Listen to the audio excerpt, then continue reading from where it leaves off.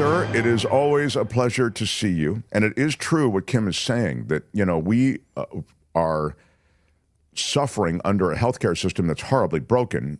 In the UK, it's a very different situation. It does appear, at least as we cobble together basic clues, especially the words and the shell casings, etc., that maybe this is someone who did have a grudge as a result of UnitedHealthcare's basic policies toward what things they cover, what things they don't. It's all speculation at this point, but nonetheless, that might be the case. What is the British system when it comes to healthcare? Well, there are, as with here, if you pay, you'll get a better service, and if you don't pay, you'll get a standard service.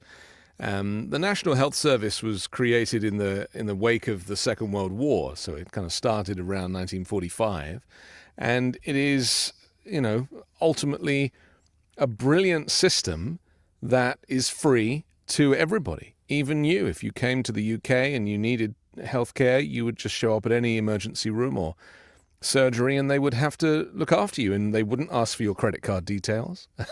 They wouldn't even ask for your address. They would just take your name and your date of birth and ask you to go sit over there.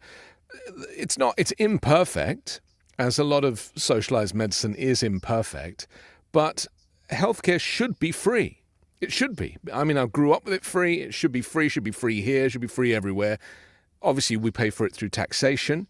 But charging people for healthcare or healthcare for profit brings a whole bunch of problems, not least the CEO of one of the largest healthcare organizations being gunned down in the street. I did a little bit of research because I'm writing a Substack at the moment on this very story.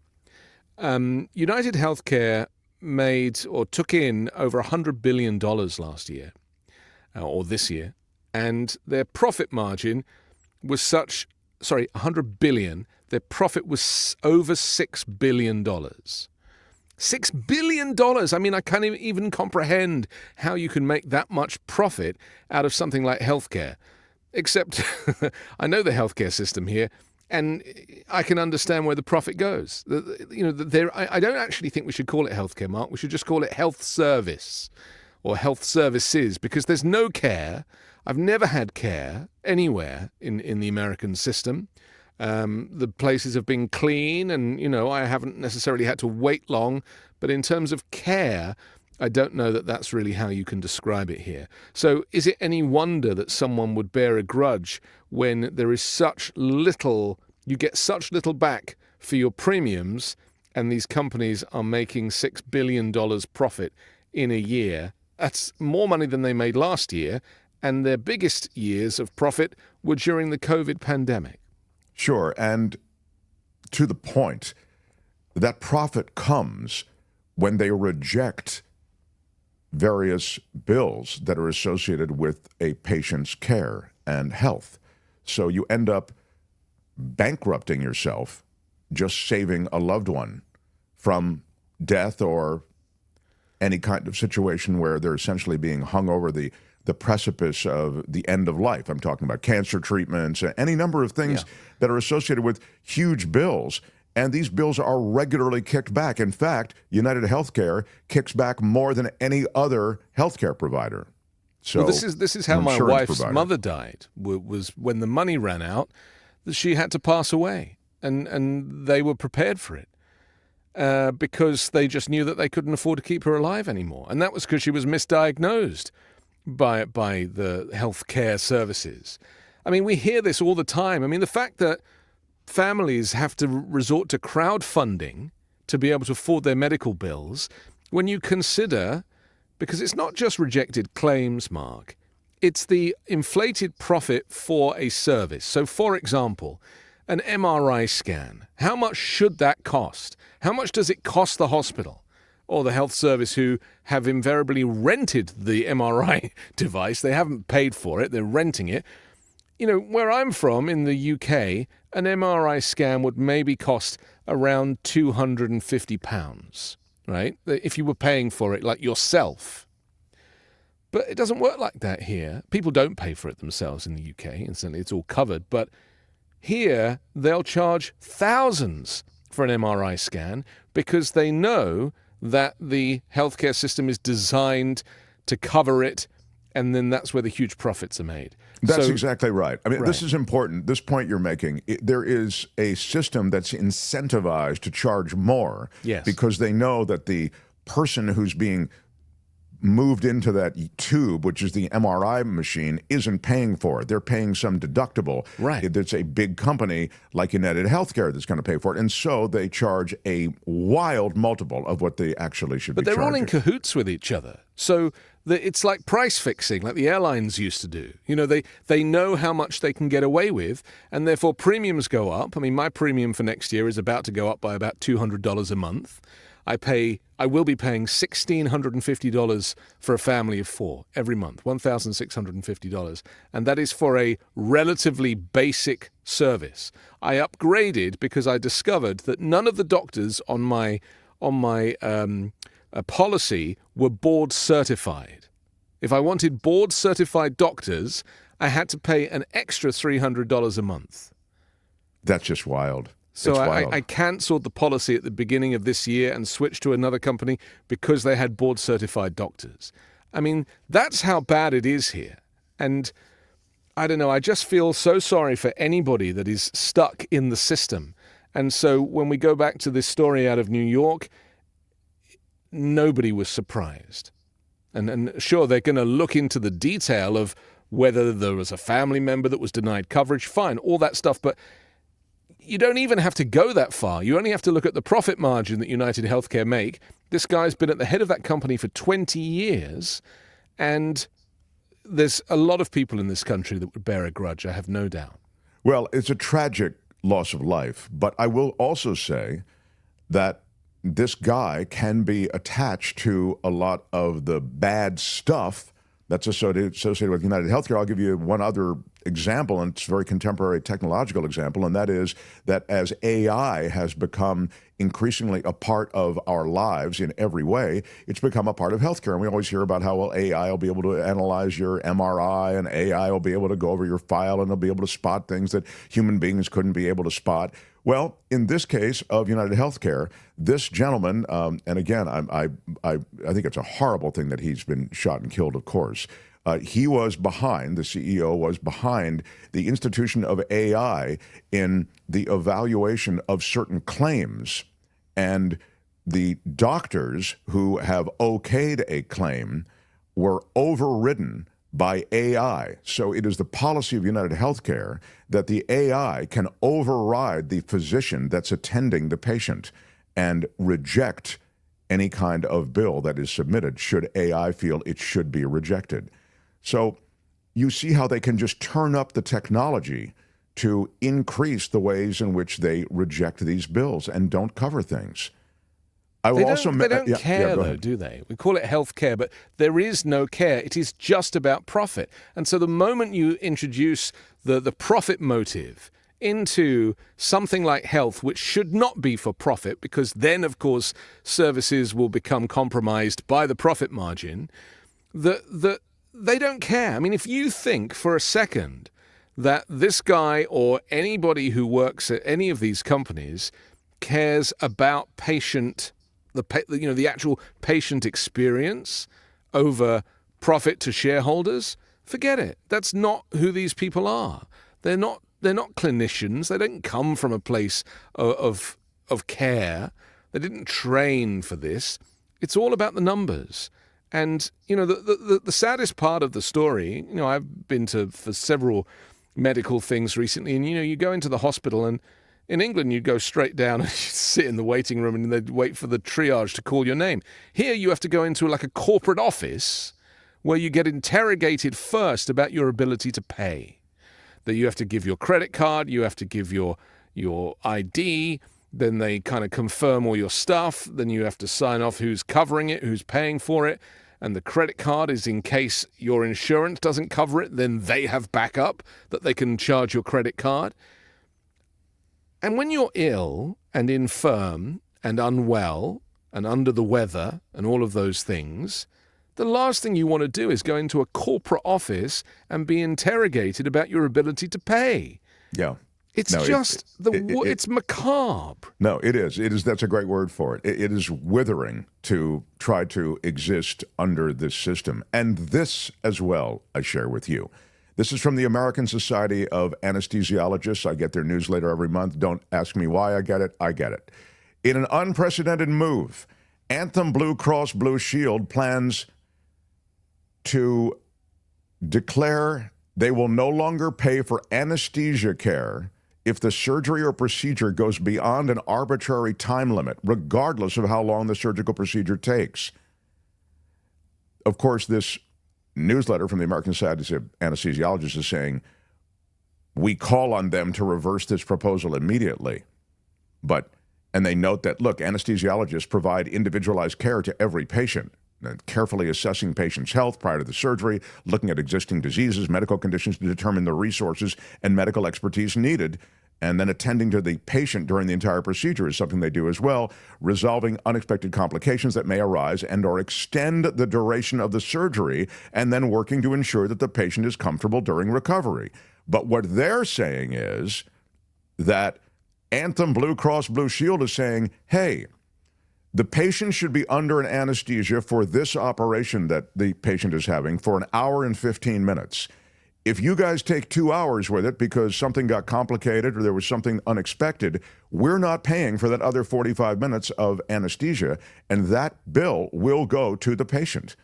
This is the state of American health insurance.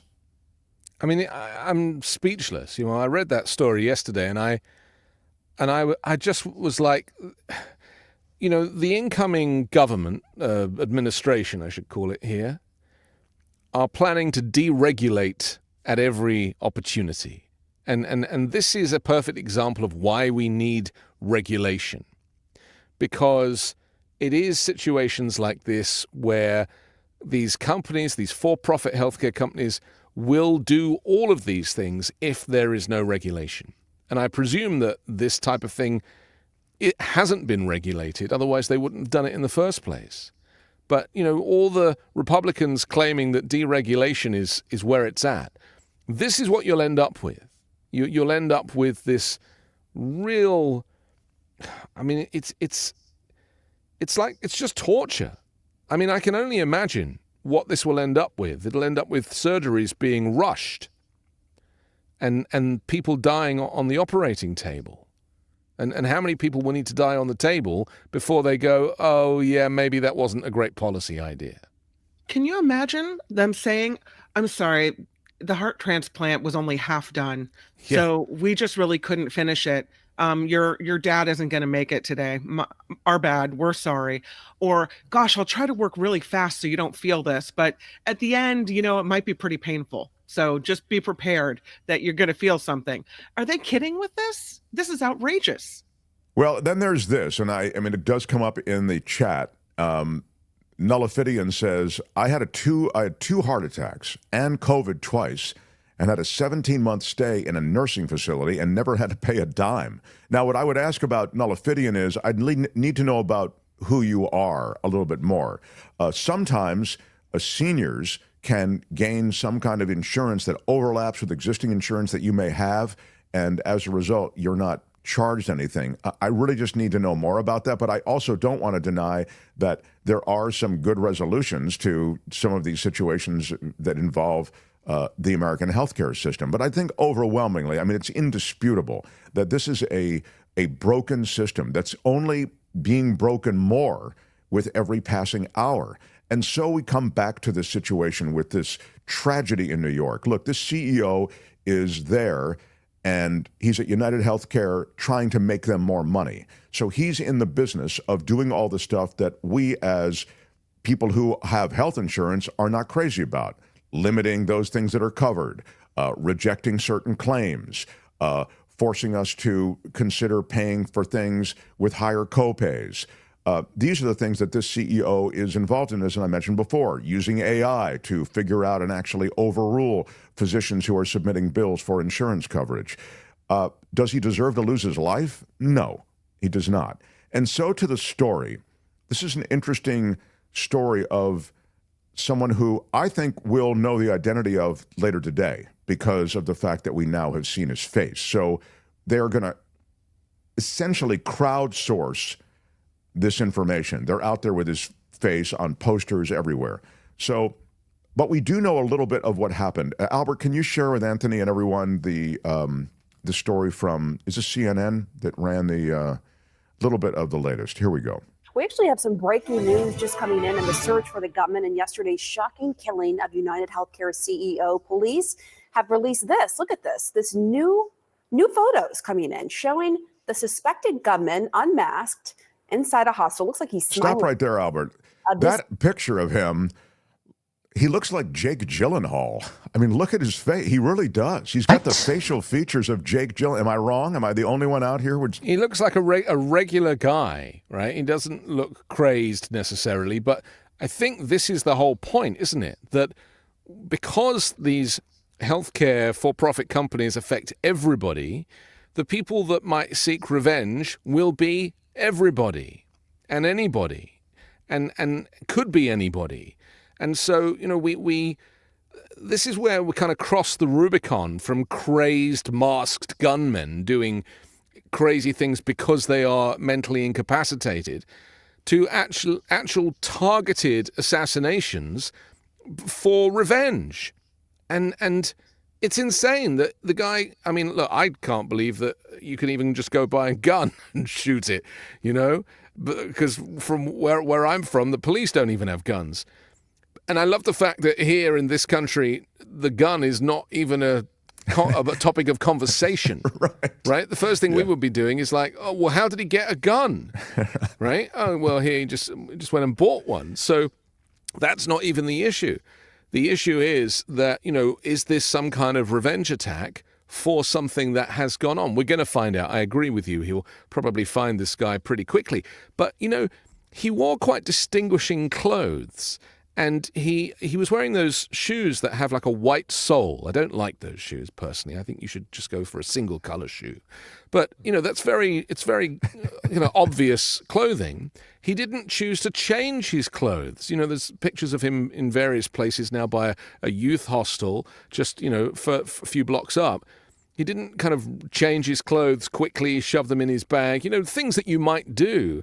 I have a feeling that this guy kind of knows he's going to get caught and he's maybe just enjoying running out the clock a little bit. But ultimately, you know, it would would have been worth it to him. Yeah, I don't know about that. I mean, I think he certainly worked to hide his identity, but clearly there was one moment, this is at the hostel in which he was staying, that he did drop the mask, and that's where they got that shot. Go ahead, Albert, a little bit more of this. The Upper West Side in New York City, CNN chief law enforcement and intelligence analyst John Miller joins us now. This is a big piece of evidence in this investigation, John.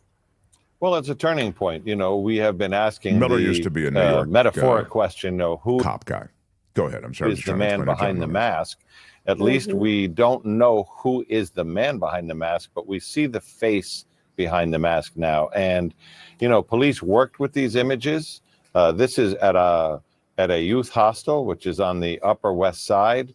They were there yesterday, last night, actually searching a room that they believe the gunman stayed in. They believe this is a picture of him. He kept the jacket on and the hood up and the mask up almost at all times, according to people in that hostel. But there was this moment at the front desk in the lobby where the mask came down, and you see that smile. And this is so far the only image of his face without a mask, the best image police have. And what they said is, even though it's not quality where you would generate a facial recognition image or something that would bring you to a mugshot if he had a record, what it is it's an image that if you knew him, a coworker, a friend, a family member, you would say, that's so-and-so. And that's why that's they're good, releasing Albert. it Thank right you. now. That's exactly why they'll probably catch him later today. But the other thing, and this speaks to the grievance that might be behind it, they're investigating messages that appear to include the words deny, depose, and defend that were engraved on the live rounds and shell casings that were left behind by this assassin. So this, I guess, conforms with some literature on the health insurance world, Anthony, and that's how we know that it was likely grievance behind it? We would assume so. Let's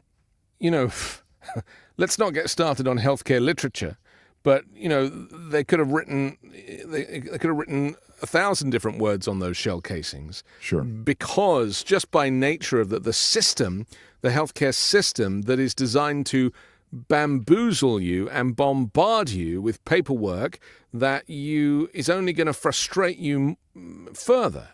So, I'm very much of the opinion that we're going to see more of this type of thing happening, as in the coming years.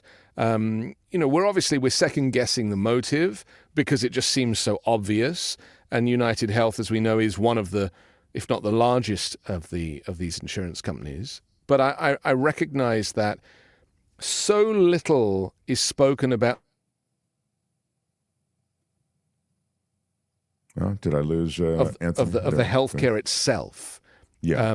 Because, at the moment, obviously the story is, who is this guy? But all I really think about is, what he or his family must have gone through. So, I'm not condoning his actions in any way. Of course, this CEO shouldn't have lost his life.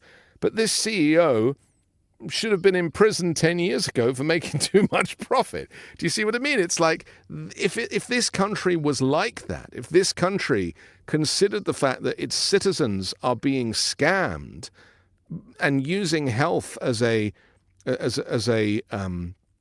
threat, effectively, you live or die if you pay. I mean, it's just such a terrible thing. There are so many great health systems around the world. And you guys have gotten used to this system and you think it's normal, like the copay. You go in and you've already paid your $2,000 for the month and you go in and they hit you with another $100 when you show up. It's so insane to me that this system is normalized. So I'm completely unsurprised by this killing. And it is going to be very interesting to see how it plays out and what the motive was. And, So the Delay, Deny, Defend, Why Insurance Companies Don't Pay Claims and What You Can Do About It is a book by Jay Feinman. So, again, this was not Delay, Deny, Defend. It was Delay, Deny, and Depose, I believe it was. Insurance companies delaying paying for claims, denying coverage for the claim, and then defending. Essentially defending why it was denied. That's the thing. And of course, as I mentioned when we first began this conversation, United is the worst offender. They have a 32% rate of rejecting those bills submitted for insurance coverage. So, and the rejections are not done on a clinical basis. That's the other thing, is that the rejection, we have a phrase in England based on a TV show called Little Britain, and the phrase is computer says no. Right, it's a skit from a sketch show. Computer says no, and it's when someone goes to argue the case, sorry, computer says no, and that really I think sums up this kind of healthcare system, this for-profit system, is that they always blame policy or they blame the system won't allow me to do that, or I'm sorry, what you're requesting falls between the cracks of what's in my drop-down menu. And it's like, where is the humanity? Where is the clinical expertise? I mean, it wasn't an anesthetist that suggested that they should stop paying for anesthetic after an hour and a quarter. Do you know what I mean? It was, that decision was made by bean counters. And this is where it's at now. It's decisions about things being made by the wrong people. And then that kind of goes into this general lack of expertise. And this is what we're seeing with politics, where you're nominating people that have no experience in certain sectors. This loss of expertise, demonizing Anthony Fauci, someone who did have expertise. It's all the same storyline.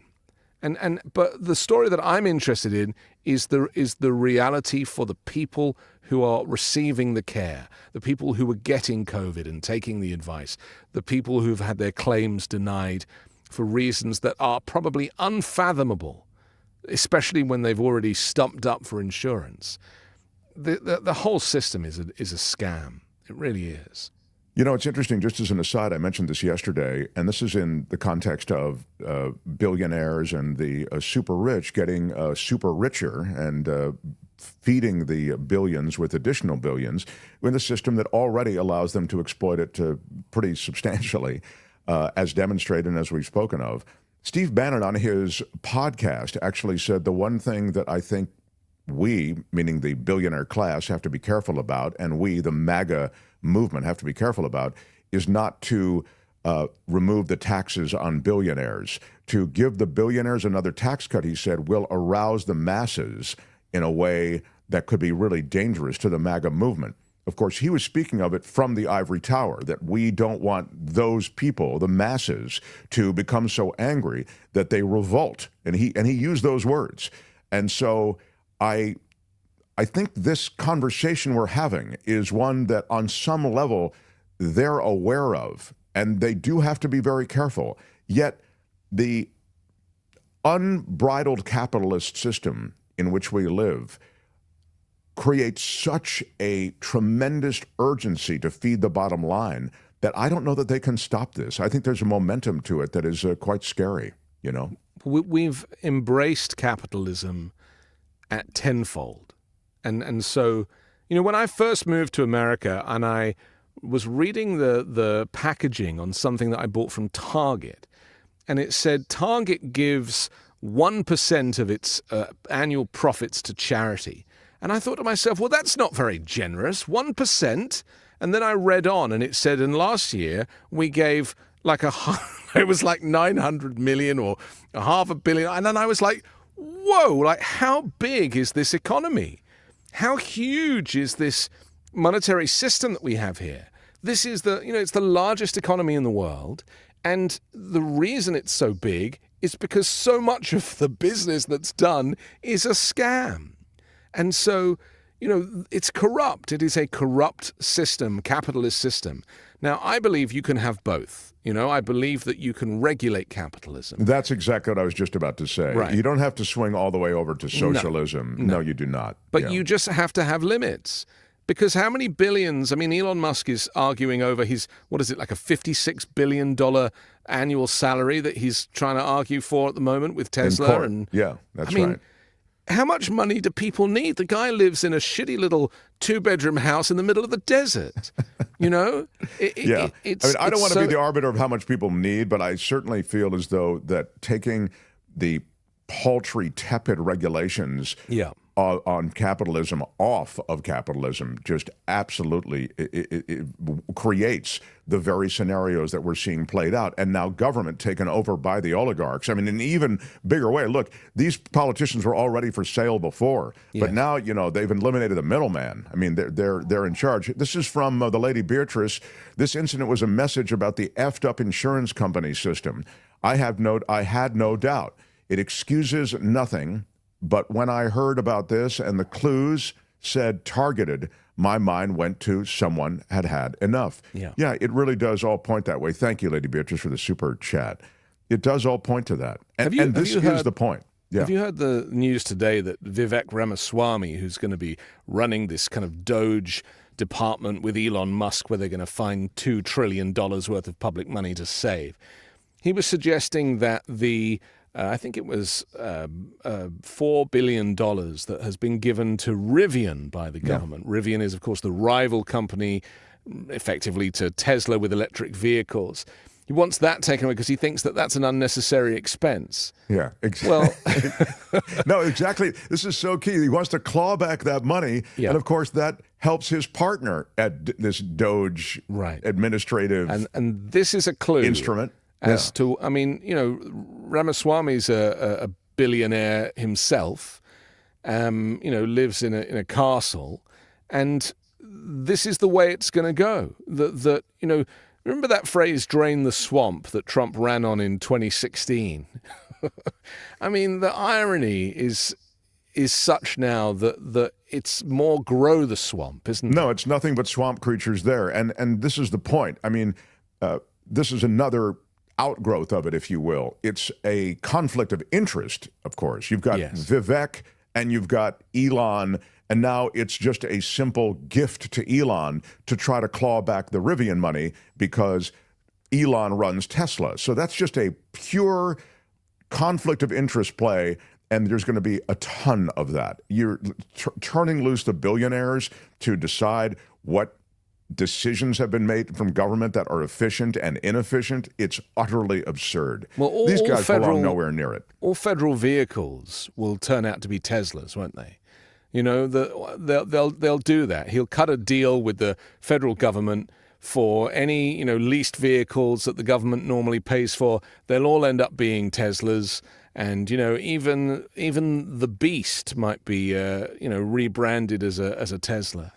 You know, I wouldn't be surprised because... No, I wouldn't either. I would not either. Nothing would surprise me. It's all about power and money, and, you know, it's getting very dark, and the new administration hasn't even started yet. And, you know, already we're seeing some of the behavior, like with Kash Patel threatening to sue somebody because they said something he didn't like. I mean, this guy wants to be the head of the FBI. I mean, this is, it does not bode well for the future administration and for freedom of speech, and all of those things that they ran on. On the issue that we were speaking of healthcare, Jim Slayton, thank you for the super chat. He says the United States is the only country that has pre-existing conditions. The rest of the world is just called medical history. Yeah. We sit there and go, oh, it's a pre-existing condition. Can't help you. But, here's something else about healthcare here. There's no, with the National Health Service in England, there's a thing called like a patient portal. And so, all of your medical records are on the National Health Service software. So whichever doctor you go to, they can just log in and they have all your records, and then they can treat you because I think they call it patient pathways. The government comes up with all these crazy names. Here, you have to... Every time you go see someone, you see someone different. You've had to look up the doctor on Yelp and cross-reference it with Google reviews to make sure they're not going to kill you and that other people have had a satisfactory experience with them. And then look up their qualifications to make sure that they are board certified, or where did they train and how long did they train for. When you go to these, what do you call them here? These kind of walk-in clinics, urgent care. Urgent care, right. My local urgent care has got rid of all doctors because they were too expensive. So now we only have nurse practitioners. And it's like, I'm not dissing nurse practitioners, but you should be able to see a doctor, and you can't. And I've been misdiagnosed twice now by NPs. So I feel like there is a kind of general reduction in quality of healthcare at the same time as profits rising. And, if you're not super rich... Because, of course, they don't go to urgent care, Right. They have a number in their phone who's their personal physician. They just phone them up. Of course. It gets dealt with. And it's the same with abortion. There will be states where people can't access reproductive health care. But if you are wealthy, you have a number in your phone. Even in a Republican It's always state. been that way. It's always been that way. I mean, that's the nature of things. But now... what lived in the shadows is now out in the open. Exactly. So, Noe says, first baby I had was an expensive birth and with a non-union partner. Later married into the union and had some free births. Lesson, get on a dating website for tradespeople before your next surgery. That is great That's advice quite the plan. for surviving the American health system. Quite the plan. And on the situation with the shooter, there is this. Shailene says, jacket and backpack are completely different. Maybe setting up a patsy. I didn't notice that the jacket and backpack are completely different. I thought they were distinctive and... well, it was like a combat jacket, wasn't it? No. It wasn't like he wasn't like dressed in black or anything. Yeah. Here's your, Louise says, I'm sure there will be an Uber Lux anesthesia ride that will include all you can consume premium anesthesia for a reasonable upcharge. Yeah, I mean, there are already different tiers of healthcare, and it's only going to become more distinct. But more to the point, people lose their lives, and they lose their lives because they can't afford to treat the condition that they're plagued with. That's the reality in America. and you just wouldn't have that with a different system.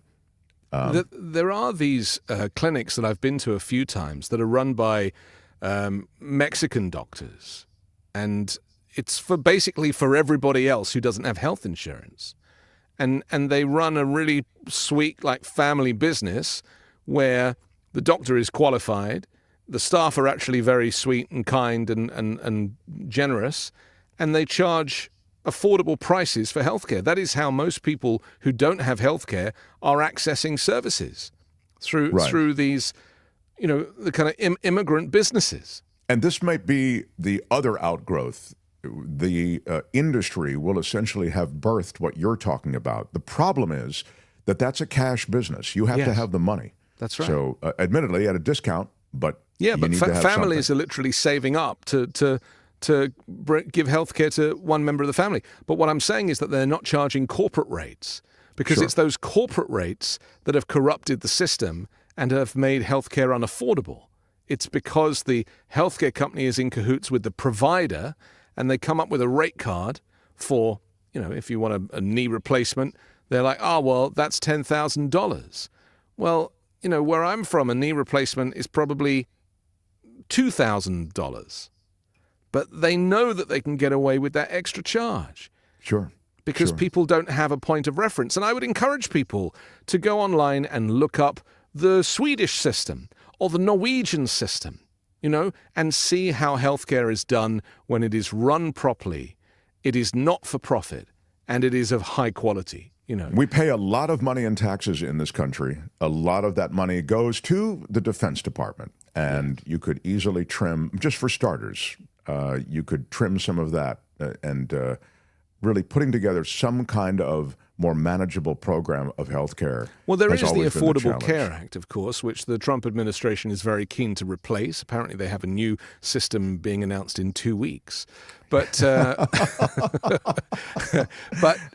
this is fundamental, because the Affordable Care Act is accessed by, like 20 or 30 million people. Oh, yeah. I mean, if they really undo it, there may be serious so I was going to say protests in the streets, but I mean, you'll hear about it. Yeah. Well, Trump doesn't like it because its nickname is Obamacare. Right. So if they rebrand it Trump Care and keep it the same, then maybe he'll stick with it. Yeah. But All right, I've got to let you go. He hates the other guy. Yes. All right. So I want to mention a couple of things, because Anthony Davis does such great work. I really want anybody who's new to this channel, might be aware of Anthony, to go over and check him out. He's on the Midas Touch Network, and he does several different shows. So he does the 5-Minute News, which he's been doing for a while. It's a terrific daily offering. And bring us up to speed on everything else you're doing. Well, 5-Minute News is on the 5-Minute News YouTube channel, and that is a daily piece that I bring you. It's not always 5 minutes, contrary to... I've noticed 9 minutes sometimes. Yes. I get a lot of complaints about that, and I'm like, I'm giving you added value. Like, why would you complain? It's just the name of it, 5-Minute News. I know. People are like, I'm cancelling my subscription. So there's that on, and then those shows are also, some of those are simulcast on the Midas Touch Network as well. And then on Wednesdays, I host a show on Midas Touch called Uncovered with Ron Filipkowski, who's a former federal prosecutor. And we uncover the MAGA propaganda. And then on Sunday, I host a show called The Weekend Show, which is the kind of deep dive conversations about the state of America with people much smarter than me. And it's always fascinating. So, yes, please do dip in. And if I do get the opportunity, which I'm going to take right now, I have a new Substack. It's a personal Substack. It's not connected to 5-Minute News or Midas Touch, but it's The Anthony Davis on Substack. And I'm there writing daily articles about the state of America. And I'm just in the middle of writing one about this very story, about this healthcare story. Terrific. I'm not yet subscribed to the Substack. I've got to get on it. There it is. Albert has found it. So check out Anthony Davis on all of those places. And whenever we can get him, we love that he makes time for us here. He remains my favorite Britisher.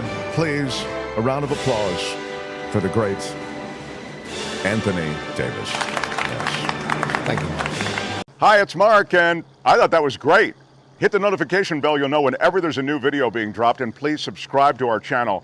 to help us save the universe.